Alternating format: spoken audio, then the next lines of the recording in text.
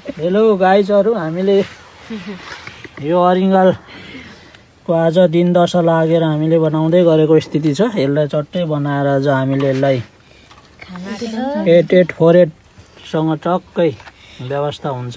खुकुरीराम यसको आज खुकुरीराम टेटको गिलास मात्रै छ नि फेरि हारमा पिसँग कस्तो डिस्टर्ब गरेको। गाइजहरू, तपाईँले जसले हेर्नुहुन्छ देख्नुहुन्छ तपाईँहरूको जिब्रोमा पानी झर्नेछ, हाम्रो मुखमा चाहिँ यो पस्नेछ।